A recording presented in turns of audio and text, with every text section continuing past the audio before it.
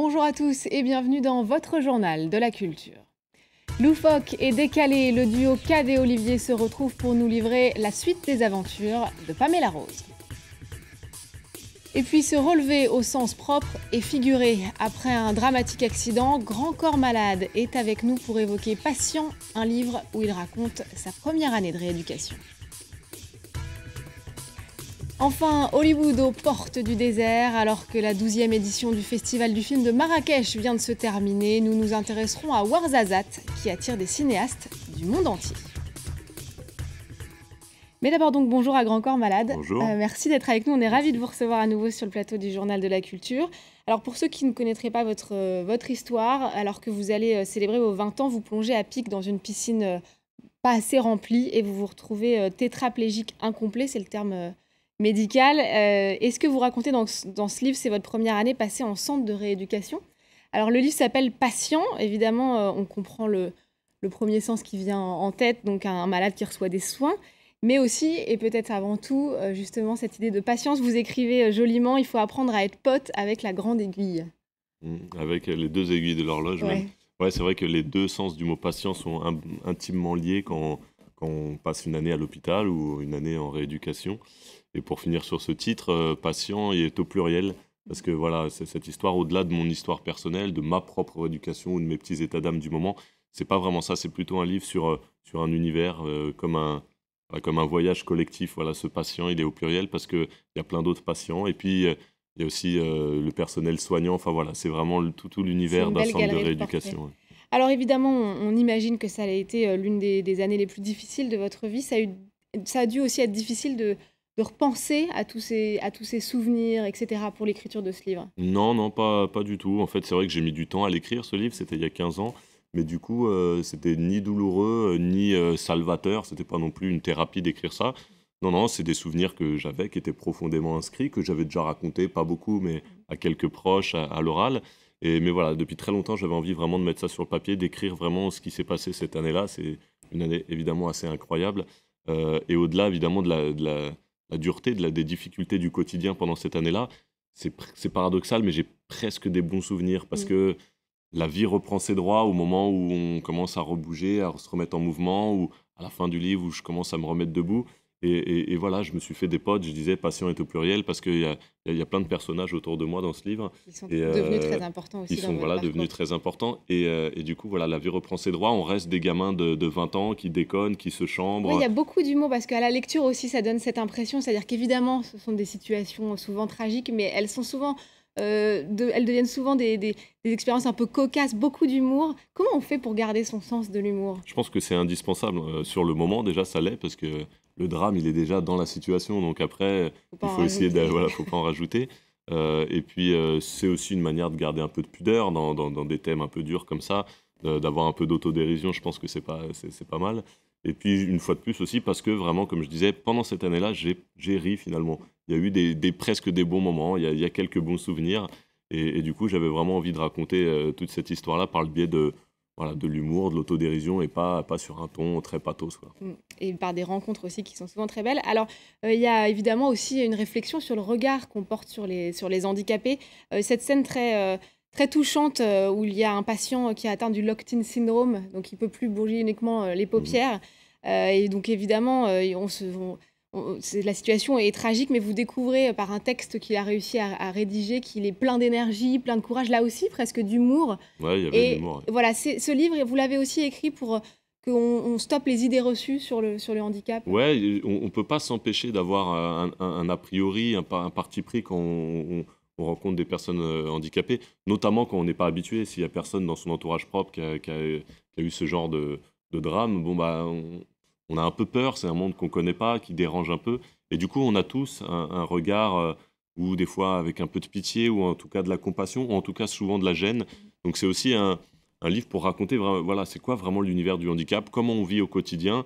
Et malgré tout ça, on reste évidemment des êtres humains avec toutes nos particularités. Il y a des personnes handicapées très drôles, très dépressives, très chiantes. Il y a des beaufs, il y a des cons, il y a des... Voilà, on reste des êtres humains, voilà. C'est les mêmes.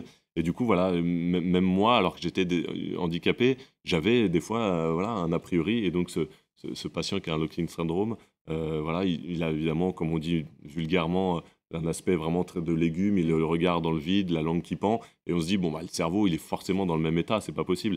Eh ben non, Et ben il non, avait réussi à exact. écrire une lettre avec la paupière, en clignant de l'œil, comme on sait qu'il est possible de faire. Et voilà, il avait écrit une lettre pour expliquer sa situation, et elle était pleine d'humour, pleine d'autodérision, justement, très, très, très brillante, très légère. Enfin, voilà. Donc, du coup, Une belle façon de se voilà, remettre c'est aussi toujours bien en question et voilà, de de remettre les idées reprendre reçues. Ouais. une petite claque sur ses idées reçues. Grand Corps Malade, vous restez avec nous, on va ouvrir une page cinéma. Je ne sais pas si vous êtes Mhm. fan de 7e Si, art. bien sûr. Alors là, c'est deux des comiques préférés des Français, Cad et Olivier. Révélés au début des années 2000, ils avaient notamment marqué les esprits avec Qui a tué Pamela Rose.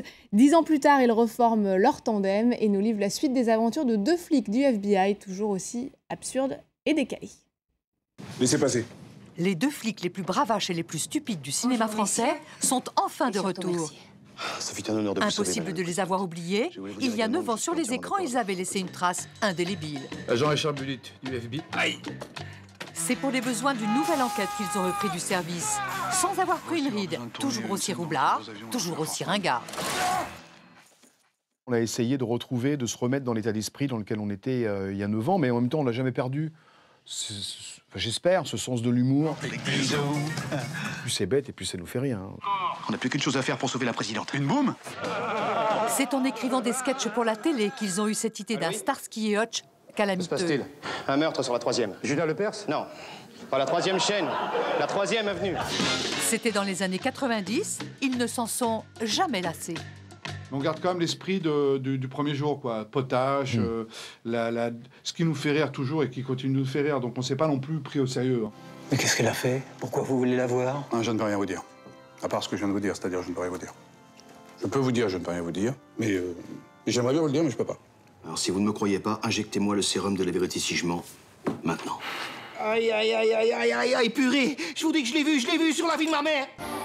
Potache et aussi délicieusement déjanté. Qu'est-ce que c'est que ça? Ah, vous inquiétez pas, c'est pour la bande-annonce, là. C'est toujours bien d'avoir des filles sexy dans un film. Et voilà pour Qui a retué Pamela Rose. Grand Corps Malade, c'était la semaine de l'accessibilité la semaine dernière. Récemment, le musée du Quai Branly, notamment, a accueilli 24 000 personnes qui sont venues voir toutes ces installations. Au-delà du monde de la culture, mais aussi dans le monde de la culture. Comment faire pour développer justement ce genre d'initiative pour que le handicap soit plus intégré aussi dans la société? Je pense que déjà, ouais, ça passe aussi par des lois, quoi. Je sais que ça va dans le bon sens, mais on a encore beaucoup de retard en France sur tous les établissements publics ou les transports en commun qui soient accessibles pour tout le monde. On est vraiment en retard, hein, je pense, en France par rapport à l'Allemagne, aux pays scandinaves, etc. Donc ça passe déjà par des lois.